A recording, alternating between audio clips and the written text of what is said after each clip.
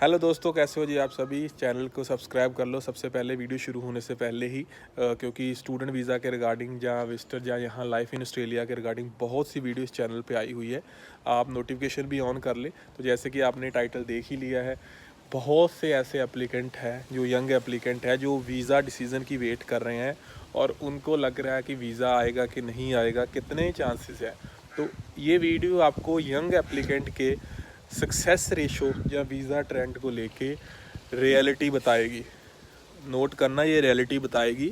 कुछ लोगों को, कुछ एप्लीकेंट को अच्छी लग सकती है, कुछ एप्लीकेंट को ये अच्छी नहीं लगेगी। ये चीज़ें, क्योंकि रियलिटी तो रियलिटी रहेगी, वो आपके चाहने ना चाहने से चेंज नहीं होगी। तो अगर सीधा वीडियो के हम टॉपिक पे आए, टॉपिक यंग एप्लीकेंट के डिसीज़न को लेके, तो राइट नाउ यंग एप्लीकेंट के डिसीज़न आ रहे हैं। कैसे आ रहे हैं मैं बता देता हूँ। जो एप्लीकेंट 18 से नीचे हैं, नोट कर लें, जो एप्लीकेंट 18 से नीचे हैं, स्टडी कर रहे हैं, मतलब 10th में है या +1 में ज़्यादातर, या 10th में, या 10th से नीचे, स्पेशली 10th से नीचे जो एप्लीकेंट ने अपने पेरेंट्स के साथ लगाया है, उनका सक्सेस रेट बहुत अच्छा है। पेरेंट्स को आ रहा है तो उनको भी वीज़ा मिल रहा है आराम से।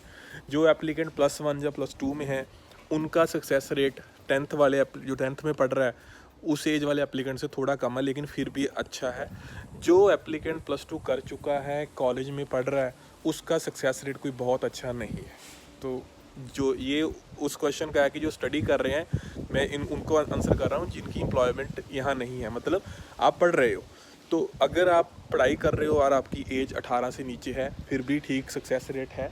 अगर आपकी एज 18 से ऊपर है और आप ग्रेजुएशन कर रहे हो, मास्टर कर रहे हो, तो भाई आपका सक्सेस रेट कुछ ज़्यादा फेवर में नहीं है। चाहे आपको भाई बहन ने स्पॉन्सर किया है, जहाँ आपने पेरेंट्स के साथ लगाया था, पेरेंट्स का वीज़ा आ चुका है और आपके वीज़ा की वेट हो रही है, तो इसीलिए वेट हो रही है कि वो हाई रिस्क कैटेगरी है, तो उस पर डिसीज़न जो है वो 50-50 में मैं कहूँगा कि रहेगा। फिर क्वेश्चन आता है एप्लीकेंट जो क्योंकि नॉर्मली 19-20 साल वाला एप्लीकेंट ज़्यादा काम नहीं कर भी रहा होता है, तो वो इतना सॉलिड नहीं होगा जब तक आपका वर्क 3-4 साल पुराना नहीं हो जाता। तो अब जो एप्लीकेंट हैं 25 साल या उससे 20 से 25 की रेंज वाले एप्लीकेंट, ये एप्लीकेंट भी हाई रिस्क कैटेगरी में चल रहे हैं। ये एप्लीकेंट में से जिनकी कोई सरकारी जॉब है, उनके डिसीज़न तो भाई बहुत अच्छे पॉजिटिव आ रहे हैं अगर पेरेंट्स के साथ लगा रहे हैं। स्पेशली अगर सिंगल पेरेंट कोई है, मतलब मदर के साथ अप्लाई कर रहे हो, फादर को यहाँ फैमिली टाइप में छोड़ रहे हो, तो फिर भी डिसीज़न जो है वो फेवर में आ रहा। मतलब जिसकी जॉब अच्छी है, मतलब जो आर्मी में जॉब कर रहा है इस एज वाला, जहाँ किसी भी गवर्नमेंट जॉब में लगा हुआ है, तो उसका रिज़ल्ट पॉजिटिव है। जो 25 के आसपास एज है और जिसकी जॉब तकरीबन 2-2.5 साल पुरानी हो चुकी है, इनकम 25-30 हज़ार के आसपास है, उनका डिसीज़न रेशो भी जो है वो ठीक ठाक है। ठीक ठाक मैं इसलिए कह रहा हूँ कि एज की वजह से इस कैटेगरी में भी रिफ्यूज़ल रेशो जो है वो आ रही है, लेकिन सक्सेस रेट फिर भी जो ठीक ठाक है, क्योंकि ज़्यादातर आप इस एज वाले एप्लीकेंट अनमैरिड होते हैं, तो फैमिली टाइप के बेस्ड के ऊपर ही वो रिफ्यूज़ कर रहे हैं, नहीं तो वीज़े भी वो दे रहे हैं। इसके बाद आते हैं 25 से 30 साल वाली एज वाले जो एप्लीकेंट। मोस्ट लाइकली आप अगर मैरिड हो, आपकी यही सैलरी है, 25-30 हज़ार अकाउंट में आ रही है, ITR आप भर रहे हो, पूरी फैमिली नहीं लगा रहे हो, मतलब आपके 1-2 बच्चे भी हैं, आप सारे नहीं लगा रहे, तो आपका सक्सेस रेट अच्छा चल रहा है। सिंगल लगा रहे हो तो बहुत अच्छा है, वाइफ के साथ लगा रहे हो तो भी अच्छा है, लेकिन बच्चों के साथ अप्लाई कर रहे हो तो सक्सेस रेट पे इफेक्ट पड़ रहा है, क्योंकि ये एज भी कोई इतनी ज़्यादा नहीं हुई। हाँ, आपके सारे लगा रहे हो, पहली बार लगा रहे हो तो रिस्क बहुत बड़ा है। अगर वीज़ा किसी का इसी कारण रिफ्यूज़ हो चुका है फैमिली टाइप बेस, तो आपके लिए सोल्यूशन भी है। आप जहाँ तो सिंगल अप्लाई कर लो, जहाँ बच्चों को पीछे फैमिली टाइप में छोड़ दो। अगर आपके फाइनेंशियल बहुत अच्छे थे, मतलब अच्छी अर्निंग है आपकी, 20, 25, 30, 40, 50 हज़ार के आसपास, ज़्यादातर 50 हज़ार के आसपास इस एज में अर्निंग है, तो वहाँ पे वीज़ा ट्रेंड जो है वो पॉजिटिव आ रहा है।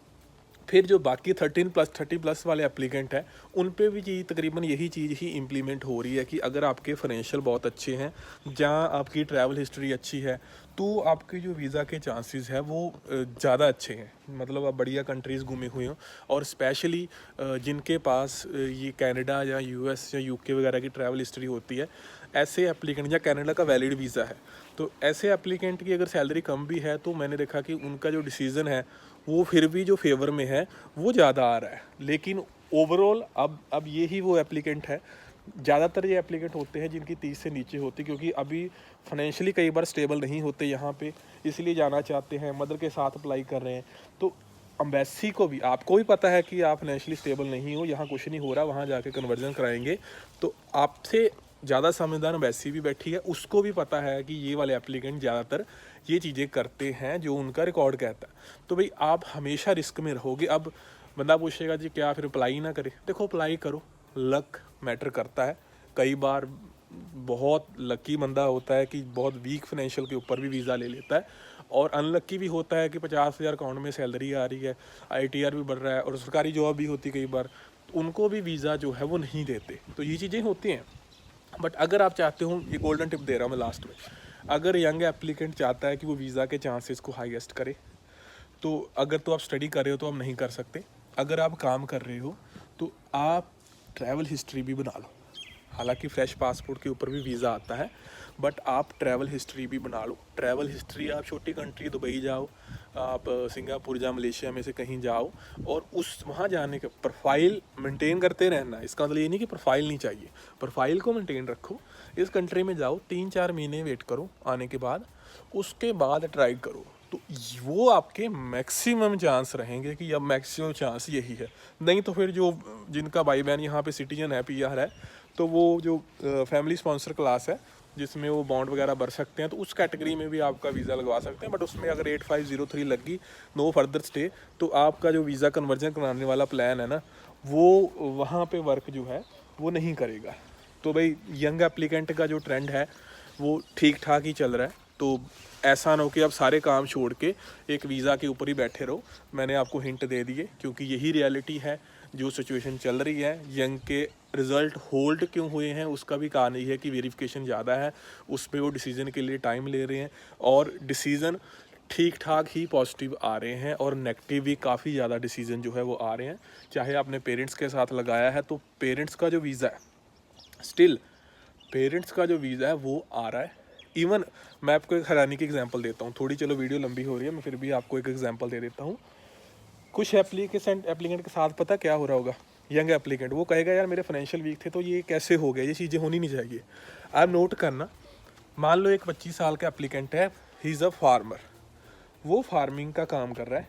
अब नोट करना, कईयों के साथ हुआ होगा, वो जब इनविटेशन उसका कोई भाई बहन कर रहा है, उसने फ़ाइल लगाई, मदर के फॉर्म में पूछते हैं जी आपके खर्चा कौन पे कर रहा है, फैमिली, क्योंकि मदर होम मेकर है, कोई वो खुद तो पे नहीं कर रही नॉर्मली, तो वहाँ लिखा होता है कि बच्चा पे कर रहा है। बच्चा क्या करता है जी, फार्मर है, ये उसके जे फॉर्म है, ये उनकी ITR है, जो साथ में भी लगा रहा है, अप्लाई भी कर रहा है।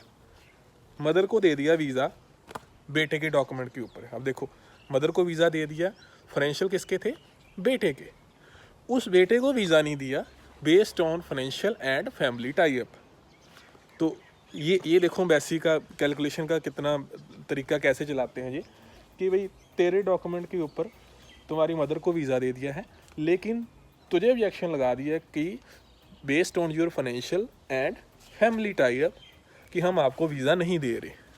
ये एक्चुअल में इनडायरेक्ट वे से, क्या डायरेक्ट वे से उनका यही कहना है कि मदर तो तुम्हारे वापस आ जाएंगे, क्योंकि उनको है कि बंदा वापस आए, तो वीक फाइनेंशियल पे भी वीज़ा दे देते हैं। तो फिर तुम्हारे वापस आने के चांसेस कम है, क्योंकि तुम अनमैरिड हो, पीछे कोई फैमिली में भी नहीं है, मदर के साथ जा रहे हो। मदर को वीज़ा, पेरेंट्स को वीज़ा, मैं बार बार कहता हूँ, अगर आपका कोई भी, किसी का कोई भी बेटा बेटी ऑस्ट्रेलिया में है, चाहे वर्क के ऊपर है, चाहे स्टडी के ऊपर है, चाहे सिटीजन PR है, उनके पेरेंट्स को लेके एम्बेसी लीनियट रहती है। ये चीज़ आप नोट कर लें कि वो इतने वीज़ा पेरेंट्स को क्यों देते हैं। एम्बेसी की जो इंस्ट्रक्शंस होती है उस कैटेगरी में लीनियट चलती है जी, बच्चों को मिलना है, पेरेंट्स ने बच्चों को मिलने आ रहे हैं, चाहे वो कुछ नहीं करते पेरेंट्स, वो यहाँ इलीगल नहीं होंगे, वो वापस चले जाएंगे, क्योंकि बात एंड ऑफ द डे इनके डाटा पे आती है। और ऐसा कोई पेरेंट्स नहीं कर रहा, 99% कभी किसी पेरेंट्स ने ओवरस्टे होने का नहीं सोचा, वो टाइम से चले जाते हैं या अपनी स्टे की एक्सटेंशन करते, ना वो काम करते हैं। लेकिन जो यंग एप्लीकेंट है उनका रिस्क ये रहता ही रहता है, स्पेशली हमारे जो, क्योंकि जो डेवलपिंग कंट्री है वहाँ से आप यही देखो, यंग एप्लीकेंट की एग्जांपल ही दे रहा हूँ मैं।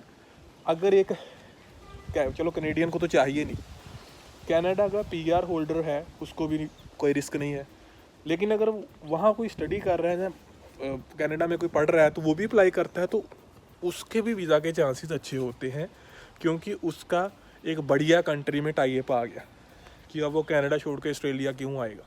तो कई बार ये चीज़ें होती है कि अगर आपकी कोई अच्छी कंट्री से बिलोंग करते हो, चाहे वहाँ के लिए वीज़ा भी चाहिए आपको वहाँ से, कई बार होता है जैसे कि कई, वैसे ज़्यादातर कंट्री डेवलप है, इनको पता ही है कि कोई रिस्क नहीं है, तो इसलिए ये वीज़ा वेवियर प्रोग्राम ही होता है कि ETA करा के बंदे आ जाते हैं। लेकिन जहाँ पे कोई टेम्परेरी स्टेटस के ऊपर किसी अच्छी कंट्री में है, तो उसको भी सिंपल डॉक्यूमेंट के साथ, जैसे कोई ग्रीन कार्ड होल्डर हो गया USA का, तो परमानेंट स्टेटस है वो, तो उसको सिंपल 4-5 डॉक्यूमेंट के ऊपर वीज़ा दे देंगे।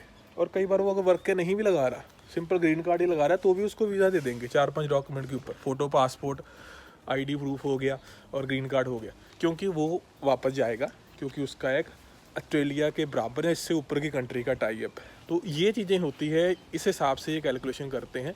और वीडियो अगर आपको अच्छी लगी है, चैनल को सब्सक्राइब कर लो, क्योंकि जो रियलिटी है आपको वही पता चलेगी इस चैनल पे। तो आपको वैसे मैं फालतू के सपने नहीं दिखाने वाला भाई, कईयों को अच्छे लग सकते हैं, कईयों को नहीं, लेकिन तरीके से समझोगे, 6 महीने साल फॉलो कर लोगे, तो शायद आप आपका वीज़ा लेने में कामयाब हो पाओगे। और वीडियो के लिए चैनल को सब्सक्राइब कर लो। मिलते हैं अगली वीडियो में, तब तक के लिए बाय।